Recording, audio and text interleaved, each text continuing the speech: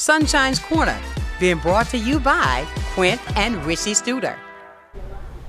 And good morning, ladies and gentlemen. Welcome into the hottest spot in town. This is Sunshine's Corner, where the conversations meet community.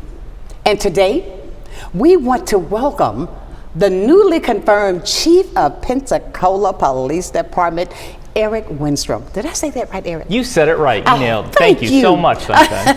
Thank you so much. And listen, we're going to bring you, he's bringing with him 25 years of law enforcement experience, including, listen at this, serving as police chief in Grand Rapids and extensive services in Chicago. Wow, he's been all out there. And he steps into the role following the former Eric Randall. We all remember him. But listen at this, when the public safety is accountable and the community where we need trust, central conversations in our city, this is who we need to talk to. We want to thank you for joining us this morning so we can set a goal today to be, it's going to be simple. I want to introduce you to the community and, so that we can feel that safety that we're looking for, that transparency that we need. We're going to find it in our newly appointed Chief, Eric Winstrom. Good morning. Good morning. Thanks so much for having me. This means a lot to me. No, thank you. I'm so glad you accepted, because that means more to me. But first of all, let me say, welcome to Pensacola. Thank you for our new chief. And I gotta say this, your personality is just like a bed of roses. Well, that's the nicest thing anybody said to me all day. Thank you very much. You have a very nice personality, too.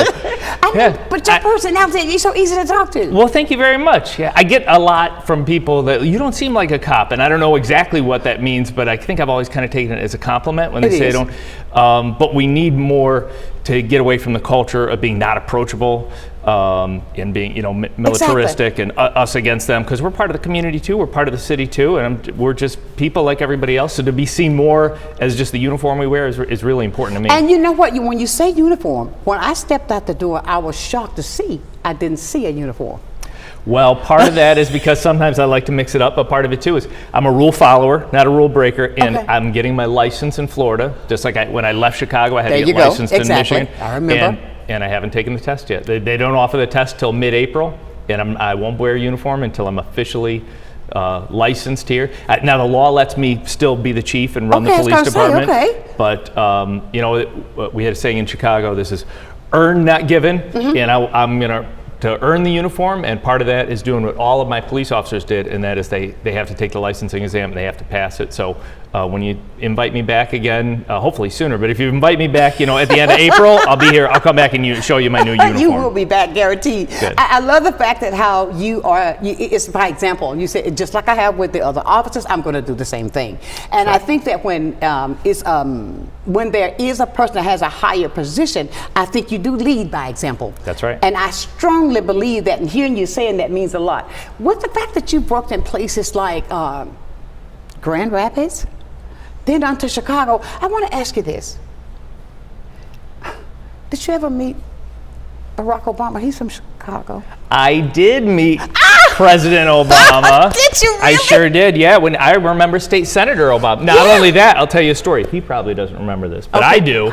I was a sergeant for our robbery team, and at his house in Kentwood, he hit the garage door close button, and it got locked. It got stuck, and it was up about 2 feet. And his neighbors called and said, "Hey, Senator Obama, I think somebody's breaking into his house." And we all rushed over there, and I looked. I was like, "Nope, there's just a cardboard box in the way," and it shut.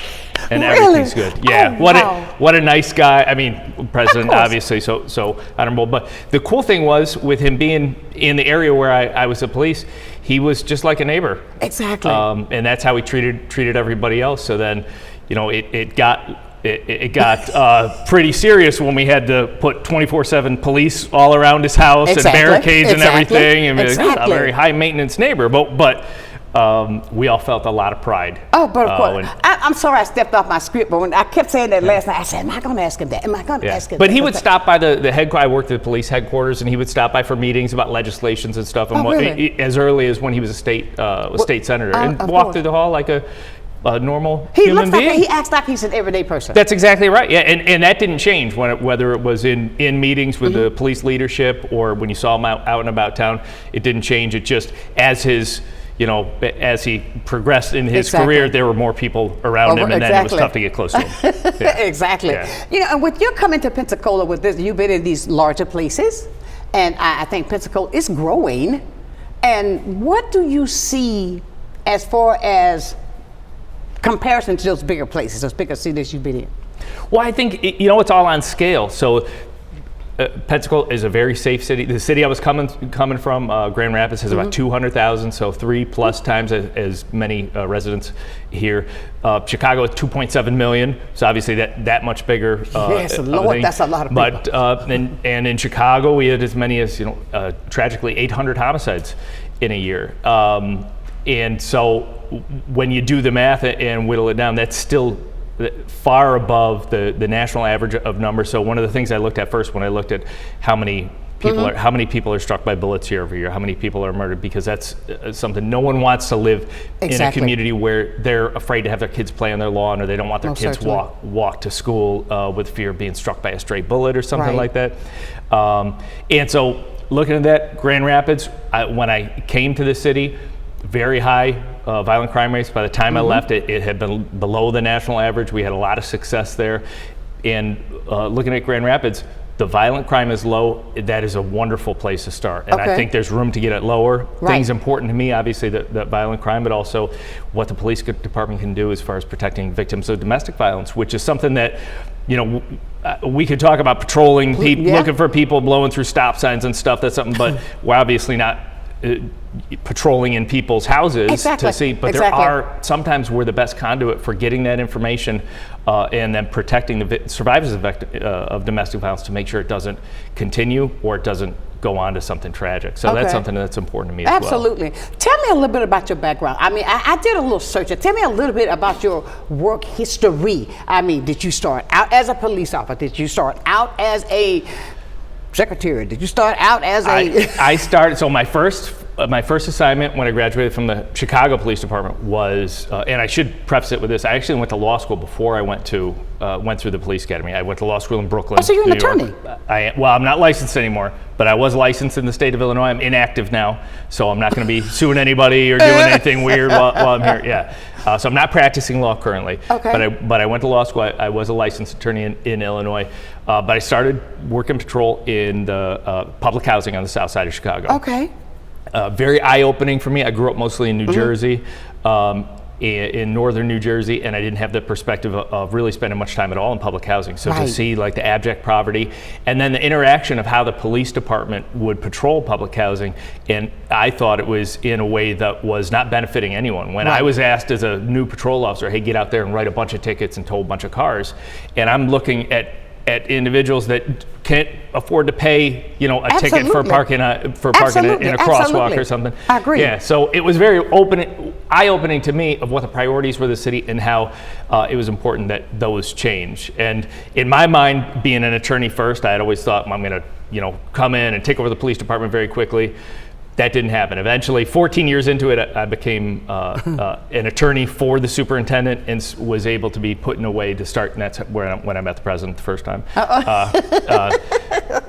It started moving in a way to direct the policy of the police department and improve the policy, the goals of the police department. And Chicago police have changed miraculously. And the current superintendent, a guy named Larry Snelling, he and I were I taught law in the police academy for a while. He taught in the gym, the use of force stuff and hands-on control tactics. And so we came up through the ranks together, and he's done a fantastic job there. He's going on about his third year. Night and day difference from when I started, but when I started back in the year 2000, it was not, it felt like we were an occupying army in the city of Chicago, and that's a recipe for failure. But of course. But I also think, but with the two of those, they're going to work so well together. I think that this is just my thinking, with the fact that you have a law degree and the fact that you are the chief of police, that you've been in these other areas, those components can work together because you know the law on both sides. That's right. There's a lot of crossover. Sometimes I drive my people crazy because I'm also always thinking about civil liability. Like, hey, this is a good way not to get sued. Let's go in this direction. And so I'm always thinking with that mindset. I'll tell you, probably the most meaningful, impactful position that I had in my career, though, I was the head of a unit in the Chicago Police Department called the Special Investigations Unit, which sounds very tactical or fancy, but what Right. it is a group of detectives. All they do is investigate sex crimes against children. It's a very difficult body of work to deal with. Very emotional.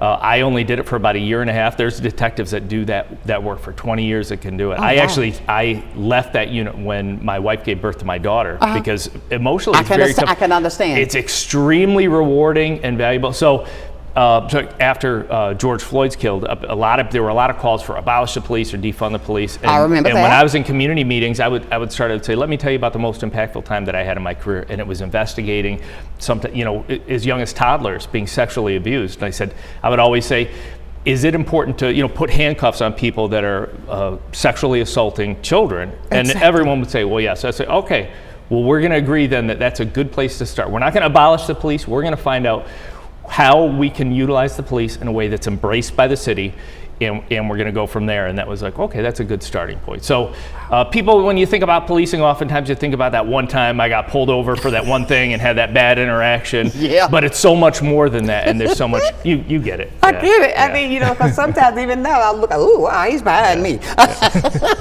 And I know I'm clean. I mean, right. it's just that thing that's in your head. know. And you brought that up, and I want to go there because I'm very transparent. I believe that if we are able to talk about things, we can come up with a better solution. I agree. And I love the fact that with your openness, and I'll say this when you were talking about kids, when you arrested a person, is it necessary to put the handcuffs on or all of this?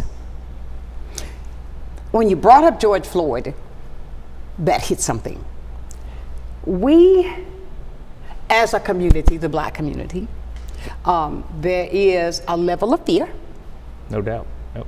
There's a level of fear there. There's a level of distrust from the children up.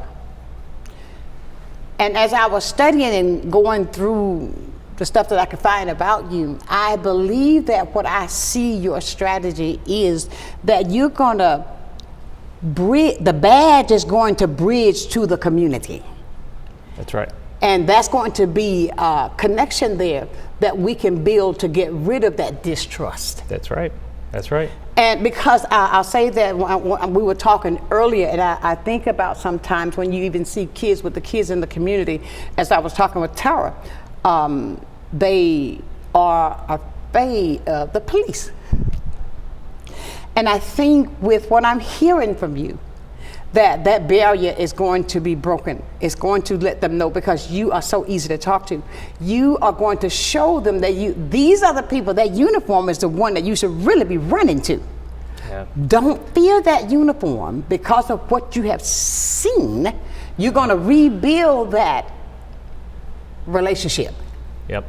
I think there should be a level of a relationship with our officers to the highest, that we should know that these are the people that we trust. But how are we going to overcome that? Because it is here too, that they are somewhat fearful. Oh yeah, no doubt. And it's so much, the trust of the police department with the community is directly coordinated with how safe the community is, how safe everyone feels. Exactly. And that trust goes, I mean, we're talking about generational mistrust of the police. Right. And I think the first real practical learning that I had in that, I mentioned that I came up when I started in Chicago Public Housing, and there were individuals I would go to, elderly, I don't know what the correct, older elderly residents.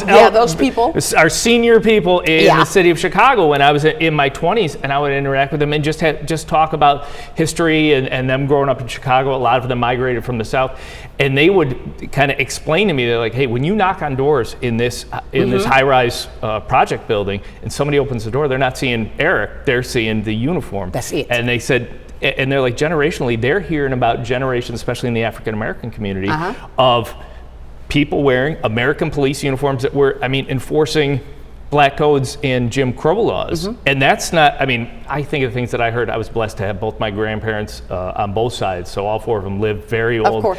And hear the stories of them, and that stuck with me. So if you're hearing generational accounts of racism in policing, of reasons to mistrust the police, when that door opens and you see that uniform, you're just not going to trust the police. So there's so much that our profession has gotten wrong over the years, and it's incumbent on us, number one, to do our best to fix it, to change it. But also, what's important to me, when I hire new police officers, I have this conversation with them. It's important for them to know how we're doing today. but also how bad we have done in the past, so that you know you're doing better. Exactly. I'm so glad to hear that, because as you were saying that and going through my thought process, and I was asking myself, is that something that's embedded in me? Because of the fact that I said, when I see a cop behind me, I go, oh, why is he behind me? Yeah. That's today. Yeah. I mean, so when you said, and as I was reflecting, that is something that subconsciously, that's in my thought process. It's generational mistrust, it's right there. and it's not there because you dreamt it or you thought it. It's there for a reason. It's there because of the stories you've heard for years, and the true stories of illegal, unethical behavior by police officers that have come down. And like, when that door opens up and you see that uniform, you're looking at that uniform and say, I'm not trusting you. It's amazing, Tara. That's a fact. I'm just thinking that as you were speaking. Wow, could that be subconsciously in my thought process as well? Yeah. But I hear transparency with you. I hear availability with you. I hear openness with you that you're going to bring to the community, so we can get rid of those thoughts subconsciously to know that we don't have to fear that here.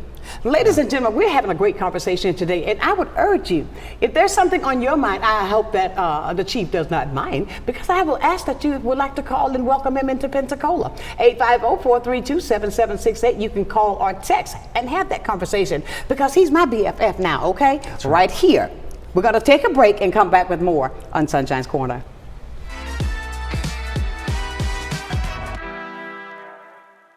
Good day, Pensacola. Welcome to a new segment on health and wellness, sponsored by Baptist Healthcare in partnership with Sunshine's Corner. Every first Wednesday of the month during Sunshine's telecast, we're going to be bringing you information about health and wellness and ways to make sure we're improving the quality of your health care here in Pensacola. After all, we want to ensure that you're going to the right place at the right time and for the right reason, and that you don't feel alone. Can't wait to see you. At FPL, we plan for storm season all year long. We're strengthening poles to better withstand severe weather. We're clearing lines to improve resiliency, and we're constantly training teams to act at a moment's notice. Because we're always working, always preparing. So when storms do hit, you can count on us. FPL, working for you every single day. Many who consider facial plastic surgery are concerned their results will look unnatural. But with over 20 years of serving the Pensacola community, his thousands of satisfied patients have made Dr. Derek Jones a trusted reconstructive and facial plastic surgeon known for industry-leading results that look natural. Call 850-484-FACE to schedule a consultation at one of our locations in Pensacola and Gulf Breeze. I'm Dr. Derek Jones. Trust your face to a facial plastic surgeon. Hi, I'm David Apple. I own the Apple Market here in Pensacola on Scenic Highway. We've been in Pensacola since 1996. I've been advertising on Blab now for 15 years. I was a tough sell. Didn't really think that this form of advertising was going to be right for us. But as it turned out, it's probably been the most effective thing that we've ever done. Rarely a week goes by that we don't encounter someone who say, hey, I just saw your show, it was great. I'm David Apple, and I am Blab TV.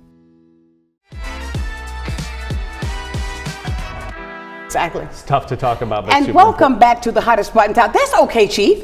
I said you're my BFF. Thank you. But listen, we're just talking about things because I want you to feel that comfortable spot, because this show here, I don't interview. We have conversations. I love it. Because I think with a conversation, then it's more receptive to our viewers, that they feel they can come and talk to you. It's also more genuine, I think. Exactly. I'm not going, okay, well, let's talk about leadership. Well, we've got a call. Somebody want to say something to you already. Good morning. Hey, good morning, Sunshine. How are you? I am wonderful. Good. I just wanted to welcome the chief, the new chief, into town, and I had two questions. Well, two questions, or I should say a two-part question. All right. If I may. Chief, number one, do you believe that, in fact, there are some people who do not belong on a police force? Ooh. Yeah. Do I get to start there? Yeah. All right. Well, let me give you both. He gonna give you both. He gonna ready. hang up. Question. All right. And then I'll get offline and listen for your response. That's the first question. Are there in fact, in your opinion, people who do not belong in law enforcement or on the police force? And the second part is, have you had an experience of wrangling and wrestling with the police union in events that dismissal is appropriate? And that's my question, two-part question, Chief, and welcome to Pensacola. Thank you so much for the question. Yeah, number one, are there people in policing that shouldn't be in policing? 100% yes. Now, the goal, the role, I should say, not the goal, but the role of a good police chief is to make sure that you don't hire those individuals. And I know when I got to the city of Grand Rapids, that was one of the, here, let me go even further back to the city of Chicago. It's a big police department, second biggest police department in the country. But when I started, it still had that feeling of closed off, internal community, everybody's looking out for themselves. Right. The good moral police officers in the department didn't embrace that. They wanted to be trusted by everyone, not just trusted by the person in the car with them, the person at roll call. Yeah. So I'm the guy. I have arrested 4 police officers in my career, all in Chicago. I testified for the FBI against police officers. So I've witnessed firsthand the fact that there were people that got that badge and gun that should never have been hired as police officers. So when I became a chief myself, I took over my police department.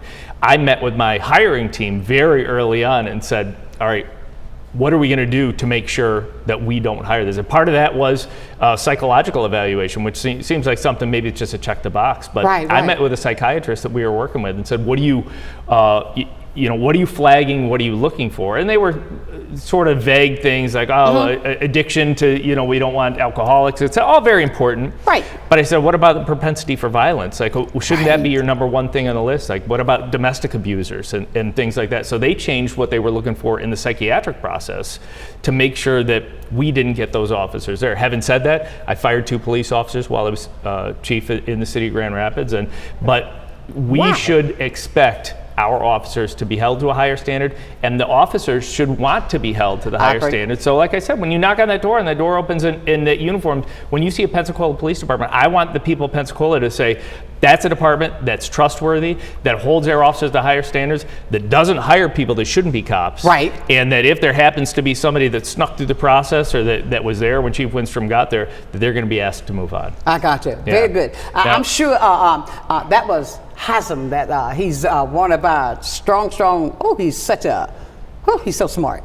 He listens to the show and he will tell you what he thinks. But I love that. But I invite everybody, please, if you've got questions, please do call just to say welcome to Pensacola. I hear what you're saying here. You have a fresh set of eyes that's stepping into this community, that you'll be able to see some of the things that we will probably walk past because we have become accustomed to it. The things that you can bring the change. And as one thing that I've learned, even when you step into a new place, when I even relocated here to Florida, change is necessary. It may not feel good all the time, but it's absolutely necessary in order for you to succeed to a higher level to win the trust. I think in any job, agreed, trust has got to be the foundation. Because if I can't trust your chief, how can I do what you're asking me to do if I've seen some things that are not accountable? That's right. Should I say?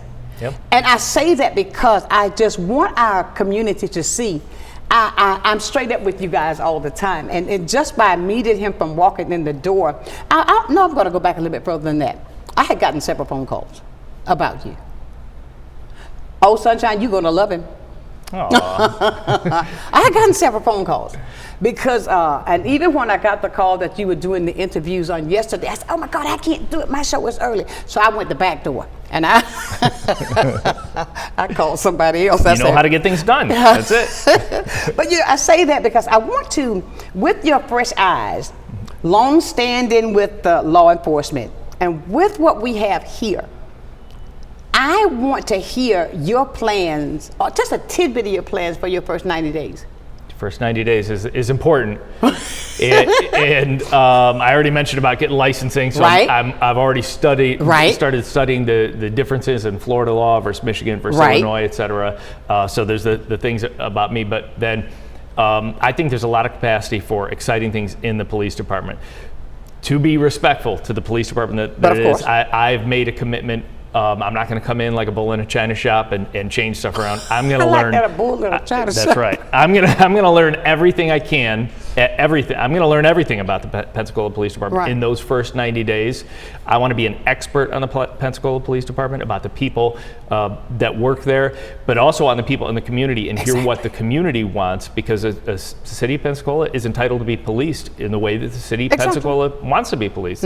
We work for the city, and so I want to hear from that. So I've got a lot of long days ahead of me, and meeting people and listening. There'll be a lot of listening and learning in the first 90 days. Absolutely. And you've given me an idea. I'm going to have to put together got something else running through my head now for the community. If we did a town hall, just to invite the entire community here, sometime. I'm just thinking outside the box. You invite me, I'll be here. Hey, he don't know, does he, Tara? But listen at this. When I think about this, these are things that I want the community to know, to understand that when there were a lot of things that were going on before we got our new chief. And I say this, and I'm going to look you in your eyes and say this. I say it to you every day. Change is necessary. It may not feel good, but there are times that we don't see everything that we have to change. But know that when there's a person that's doing that, they're doing a change for the betterment of the community, that we can grow and evolve together. This is a mid-sized community. It's not a huge place like you're used to. But the fact of it is, there are some people here, I think, that really hold on to some things a little bit too long. That's just me. And we have to be able to shake it off and accept the new things and let that grow. That's right. You understand what I'm saying? Yeah, I do. And with that, with the community engagement, with all of these things that I put here that I wanted, the transparency, the data-driven policing, with the policing where we have I'm coming to you today from the Black community. There is a fear of unfairness with a lot of the guys here. How are we going to overcome that?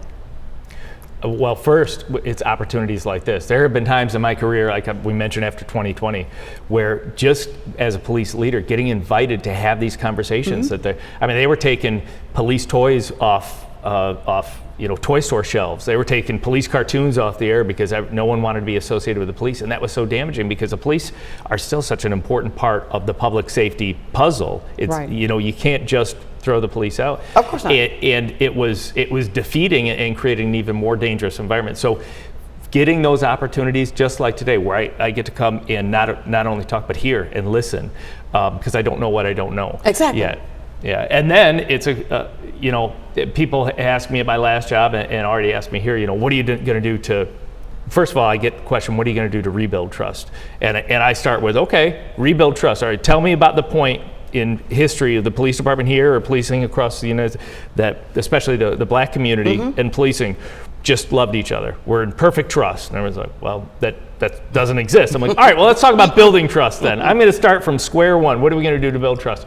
There's no magic wand for that. It's going to take the transparency. It's going to take the integrity, good actions by the police department, especially by me, every day for as long as I'm blessed to be here. Absolutely. And when you say that makes me feel good. Now, when we talk about this, when you talk about building trust, navigating this social media thing that's going on now, that's such a big problem. What are oh God, I don't want kids to even look at it, because I know. I think social media think they are the journalists for the world. But what's so strange about it, Chief? They believe it. Yeah. People believe it when it's not real.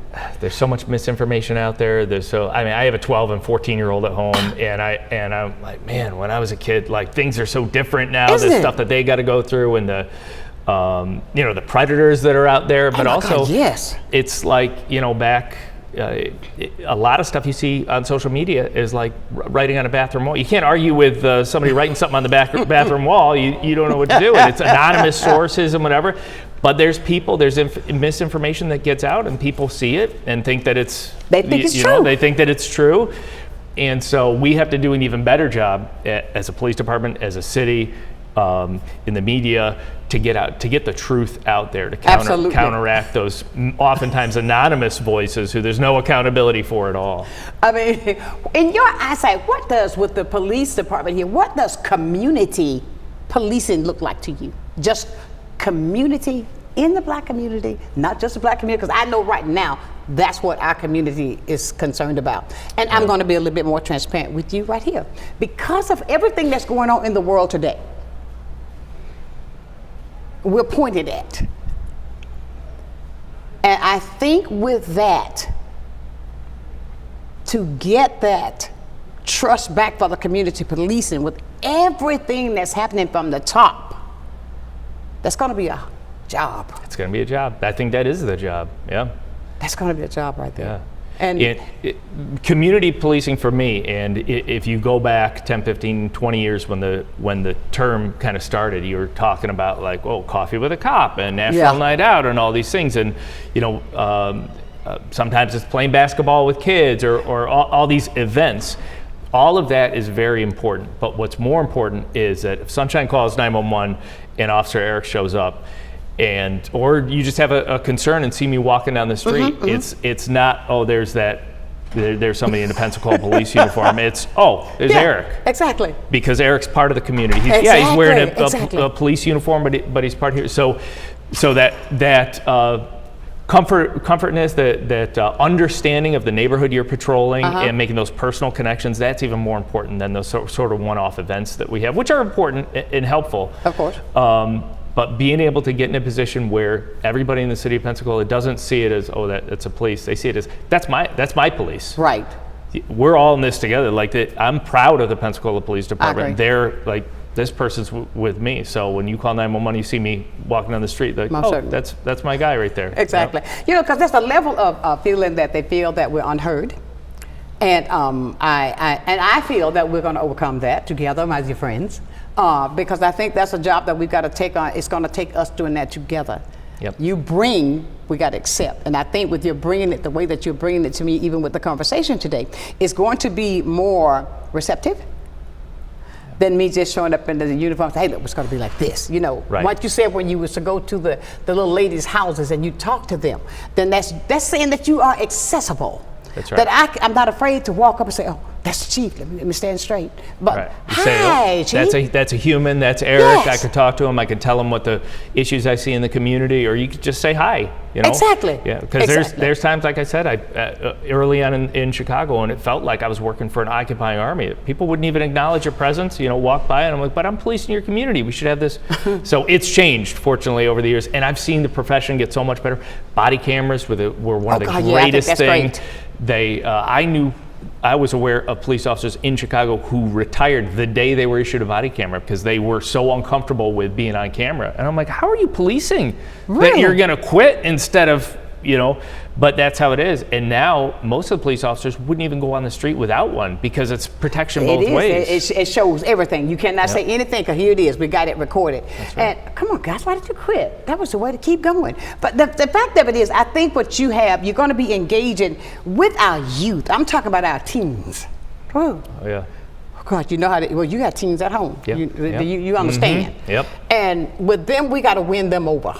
Yeah. I think we got to win them over because to get that trust that's there that we need. She's telling me go to break, but I want you to think about that. When we come back, we're going to tackle the teens, okay? Great. Ladies and gentlemen, he is so easy to talk to. 850-432-7768. You can call or text. Be a part of this conversation right here on Sonshine's Corner.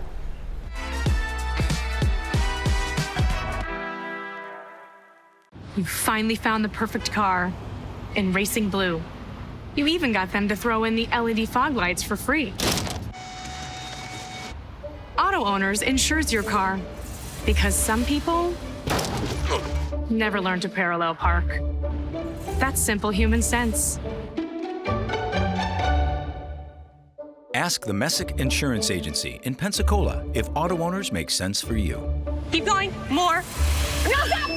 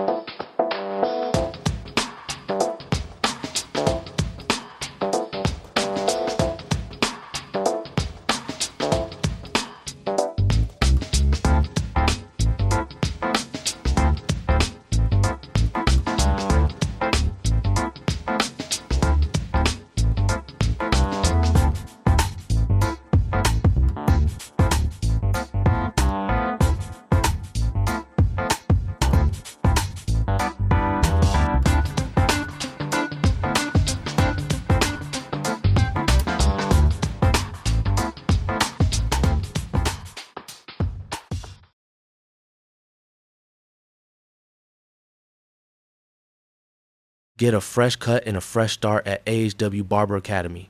We focus on growth. Join us at 3822 North 9th Avenue, Pensacola, for a top-notch $6 haircut while supporting aspiring barbers. Our students learn in a real-world setting, guided by experienced professionals to become licensed barbers.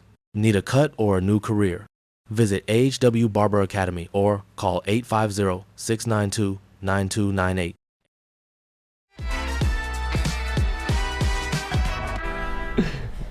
And welcome back to this edition of Sunshine's Corner. We're talking with our newly appointed Chief of Police, Eric Winstrom. I love your name, Winstrom. And you should have seen me in the mirror last night. Winstrom. It's actually a made-up name.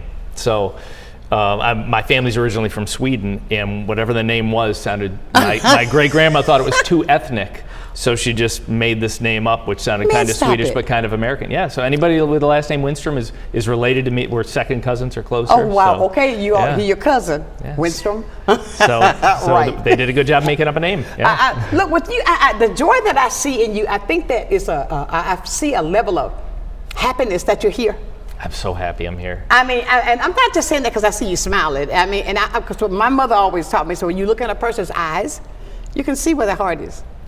And you've got a pureness in you that you bring into us that I think that's going to be so well appreciated from the community, and not just my community, all communities, because we want to blend. I think that when we blend and swirl, everything is great. And with what you're bringing, I see from your conversation, that's what you're doing. And even with the fact that with your system of how you're going to be doing your policing with the in-house police officers, what your plans are with that, I think that that's amazing, because sometimes you have to set a standard. You got to find what the standard was, and you can see areas where it can be improved. That's right. And that's where I see coming from you, and we appreciate that. And with the community now listening to you, and you've got what? How many days can it take you to get your license? I take the test in the middle of April. God, he got a long time, man. He's got another month. That's right. I mean, so before we see him in the uniform. That's right. Oh, darn tootin'. No, but all of that though, Chief, with so many things that's going on in the world today, and with you moving into this little country town, because we are Southerners, way down south, how do you see, even with you, bringing, I say you from way up north, so you've got this northern flair, and we these little southern people, hey, how you doing, Chief? I mean, with that collaboration with us, I mean, to mesh those together, and I think you're gonna bring a level up that you're gonna see that there's some things I think we need to advance in, that you're gonna present to the community. And go out to those little old people's houses and ask them about the people who did this on that side of town. I can tell you history. With that in your thought process, the length of time that you see that you've already been here, and I know that you've scoped out every corner you need to scope out here in Pensacola. There's no doubt, because I heard you say coffee with a cop. I heard you say all those little things that they've been doing, right? So you've been checking that out. What else do you see that you can bring to even implement to make this even brighter?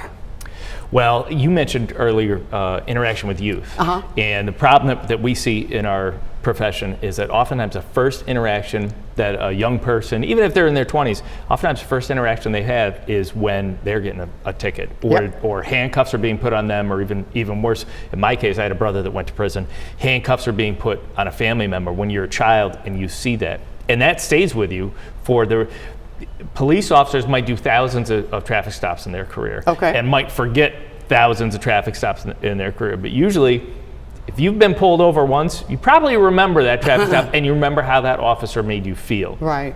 So for youth, it's for us finding those opportunities for the positive interactions where we connect with the young early, whether it's in schools, at sporting events. If there's opportunities for mentorship, that was big in the last police department that I was chief. We had a spike early on. I got there in 22, and we had young people who were shooting young people, and the police are very good at investigating crimes and putting handcuffs on these people. But when we were putting on handcuffs on kids that were 14 years old for committing violent acts, like, you know that the answer is not locking them up and throw away the key and see you in 20 years. So it's like, what else are we missing? What sort of support can these young people get? And what we did, we partnered with the prosecutor's office out there and then some of our faith leaders who said, you know, when these kids are getting put in handcuffs, let's get them mentors. Let's make sure, and that's not only police mentors, but other leaders in the community let's let them know that they are loved, that they are appreciated, that a 14-year-old isn't looking for love and acceptance from another group of young people who are out doing criminal behavior. You've got adults in your life, including the police, including other leaders in the community, who care about you, who love you. There is hope for your life, and it doesn't have to involve crime right now, instant gratification, things like that. Right. But if you're living in a place where you're just not looking long term, where you feel hopeless, and you're a kid, kids make bad decisions as it is. That's right. Even if they're in a sort of a perfect world of support and family environment and economics. They make, So when you take all those supports away, when you take support of the family or economic issues, educational issues, health issues, put them all together, and these kids are starting with 2.5 strikes. What do you expect them not to commit any crime at all? And then if they do commit a crime, you're going to label them as a bad kid and move on, lock them up and move on. Let's get rid of all these bad kids. That's something I learned in Chicago. There was a gang culture there. And I didn't get it when I first got there. When I would see, a group of 14 and 15-year-olds who were out, they were carrying guns, they were committing robberies and all this stuff. And in my mind, I'm thinking, we got like 15 or 20 just bad people here, bad kids. They're going to be bad adults. They're bad human beings. And it took an older, wiser police officer to sit me down and say, no, Eric, you don't understand the environment they're living in. This is a group of kids who doesn't have the right adults in their life loving on them and appreciating them and giving that so they're getting that love and acceptance from this gang. That's right. And we got to find alternate ways to let them know that the city loves you and there's hope for you, and we're gonna find it. So I'm going to be looking for opportunities to partner with, because sometimes also, I'll be the first to admit, police aren't the answer to some of the most difficult solutions. I agree. But if I can stand shoulder to shoulder someone who's working on these problems and I can be there to support them, I'm going to be there. With the churches. Amen. I mean, I would get that relationship. Okay, pastors, you need to meet the new chief. I mean, invite him to your church. Prepare for a good sermon. And but no, I say that, and when you were bringing that up, what I think with the kids, because what I see, even when you just stop them and say, hey, look, I love you. I'm expecting this of you. There's a difference in that child. Yep. And I found out that even I'll give you an example, just even yesterday, I was taking my walk. I run downtown, and as I was coming up the street, there were 3 little guys. He said they were talking, but they didn't see me. He said, no, he had a C in his what they call that thing. It's not conduct anymore. They call it what? Citizenship. Oh. And so I yelled. I said, what do you mean you got a C in citizenship? The little bitty guy. Oh no, Miss Sonshine, he did. He got a bad. He should have. He was quiet. I said, look, but I'm gonna call you. I said, look, when you get that next car, I said, I want to see it, and I said, I want that up. Just the reception that I got from them by saying that, Chief, the child just said, hey, look, she cares. That's it. Sometimes that's all it takes. Yeah, I called them out. Yeah. And with what I hear from you also, and I think especially with our children, when you say if there's a one-parent home, and parents, there's nothing negative because I was divorced too, but we're saying if there's something that's missing in that equation, you're not saying that you can fill every void that's there, but you're going to connect with other entities in the city, in Pensacola, so that we can put some type light on these issues that we're having with the young people, to let them know just how much we do care about them, and we're going to do that through with you. Yeah. And I think when you say that, Chief, that you're going to let them know that you are accessible. What's that academy that you can get in? I mean, I didn't hear you. Say it out loud. Oh, all those academies. Yeah. Okay, BFF. Yeah. No, but these are ways that the children will see that they can trust you, and I think that's a big deal. And when you talk about that, we've talked about your transparency. We've talked about what you're going to be, how you're going to be accessible. We've talked about the fact that how you are going to, you may have to make changes, but change is necessary. But you came to fill a job, not to be a dictator, That's right. but to be a person that can work with and we can talk with to bring more safety to our community. That's right. That's accessible. And you have a seat here with me. Just know, everybody, I've told him already, he got a seat here with me because we're going to keep him keeping us up. Oh, I'll be back. Yeah, often. And with that, I want to tackle another entity I think that is heavy in our community. It is our veterans and homelessness. There are so many that's going through so many problems, and I know that, like I said, I don't think that you can handle, I mean, I know I'm not going to dump everything in your lap, but to know that that problem is here. Oh, yeah. And it is here strong, really bad. How you plan to run out to help, to reach out to do that? Yeah, well, it's about helping, because a lot of times people will reach out to the police and kind of in a way of like, what are you doing about the homeless situation? I'm like, well, it's not illegal to be homeless. Like, what do you mean?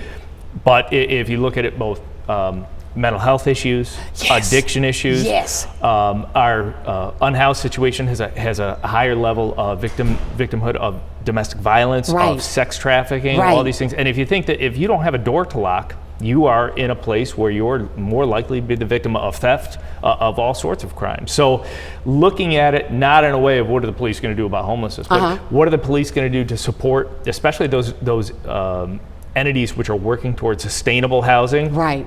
We want to be there, and recognizing that oftentimes we're the conduit, because if there's a tent city, say an encampment, and sometimes providers will feel unsafe going in there, sometimes people will feel unsafe. One of the great things about this profession is sometimes, I got to meet President Obama.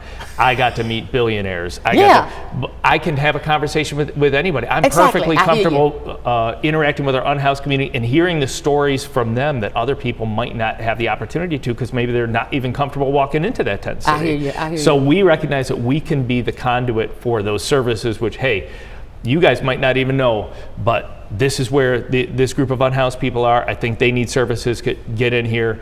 We'll go with you, whatever we can do to support you. So I believe it was Mayor Reeves who started a program where we actually have 2 full-time employees that do that outreach with the police department. I know the downtown officers are trained in that as well, and so there's all sorts of ways we can help. I know that you agree that homelessness is a very complex issue, but we're certainly part of the conduit, the route to solutions for those people. Absolutely. You've done your homework.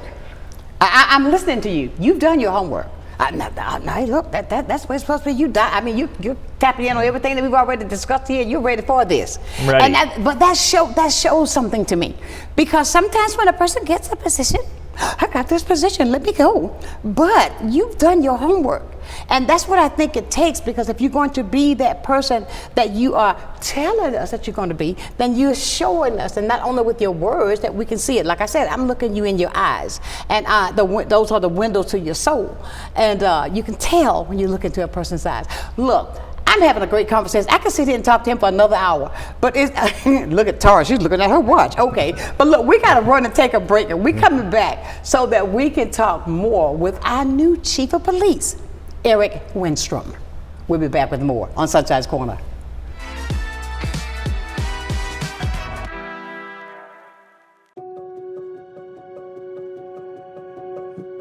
My name's Kelly McLeod. I'm the owner of Bella Magazine. Bella is a source of uplifting and inspiring content for the women of Pensacola. I think the magazine is just so thoughtfully done. There's a lot of attention to detail. The stories are really good.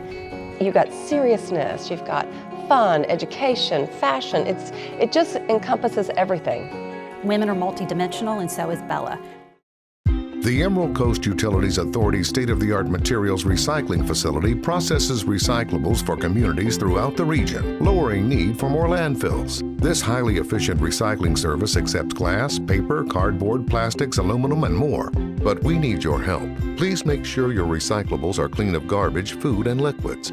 Also, please remember that plastic shopping bags, foam products, or yard waste are not recyclable. To learn more, go to livegreenecua.com.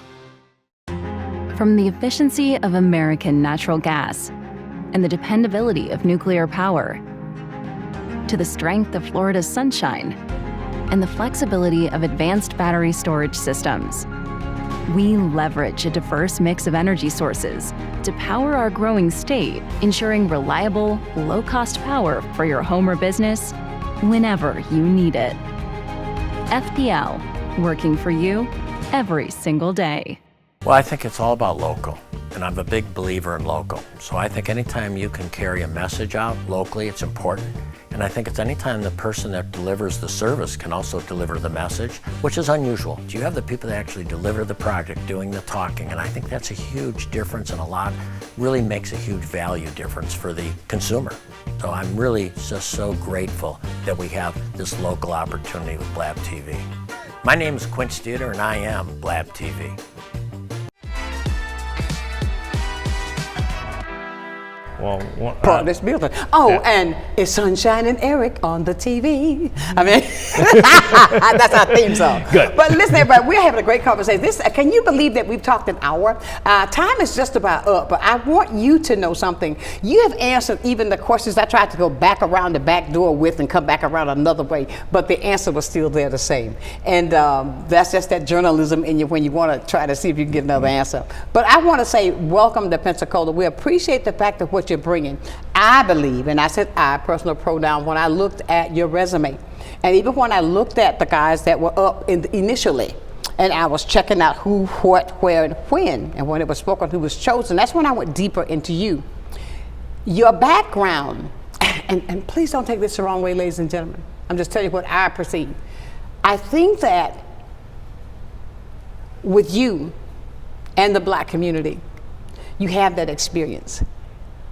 And I think with how my community right now is somewhat fearful in ways that you are aware of, and the things that we fear so much, even down to our young people, I believe that you're going to be that light that we can see at the end of the tunnel that's going to come to us, that we can see that trust is there, that we can rebuild that trust of whatever it is that was taken away, that you're bringing a new side. It's a new day. And I appreciate that's what I perceive from you, that we can have that, because I think that's an opportunity, even down from the younger children, that we have to have our trust in those who protect us. Not to fear that they're not going to protect us, but that you are there. And that's what I see in you. This is going to be my co-host, ladies and gentlemen. And we are going to keep you up on everything. And I want to make sure, I'm going to say this boldly from my heart in front of Doug and everybody else. I want to make sure you have a seat here so that we can continue to share with the community your plans, to see you and not just a clip on the news here and a clip on the paper here, but you can come in and say, okay, well, hey, look, this is what we're working on, we did this, but you can have a point to connect with the community, and I think that's going to be such a plus with you and what you bring. I hope I get invited back often. You will.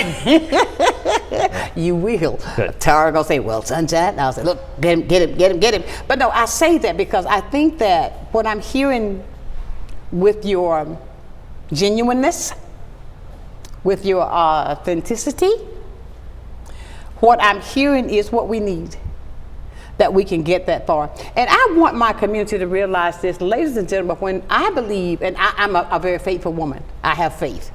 I believe that God allows things to happen for a reason. And we may not understand it then, but when you trust in him, he's only taking you to where he knows is going to be best. And I believe you were chosen. There was such a time as it is that he chose you to bring you here for something he has put on your mantle to do, to bring here. That's my faith. That is my faith, and that's what I believe. And I know that the community is going to be receptive and pleased to have you, because I can see us having ice cream for the kids. And you're going to be there scooping too, because we do a lot of that, don't we? But Eric, I can say thank you, and we're down to our last couple of minutes. What do you want to 2 minutes, thank you, baby. What would you like to leave with the community today? Look at that camera, don't tell me, tell them. Oh, okay. Look at this. If there was just one message, it's that I'm looking forward to meeting you. I'm looking forward to opportunities like this already. I'm looking forward to get invited back soon, hopefully. You will.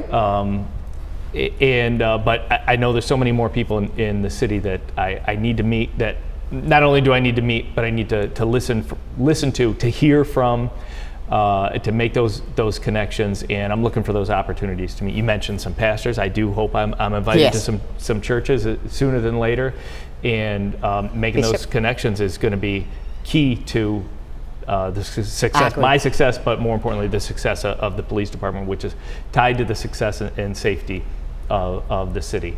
And I promise to try my best. It's not about Eric Winstrom. It's about, I want to make sure that I leave the police department and the city in a better place that I find it. I know I'm not going to be chief forever. I think the police department's been around for a few hundred years, so I know it's just going to be a blip in its history. But I promise to work as hard as I can and to try my best, and I'm just so happy to be here. Well, thank you so much, Eric. We're so glad to have you, and thank you for coming by to be my Friday morning guest. I appreciate that from the heart, and you will be back. It was my honor, and I will definitely be back. Thank you so much. Ladies and gentlemen, it's been a great Friday, but it's time for me to get out of here, and I want to leave you with a thought, as I do every single day.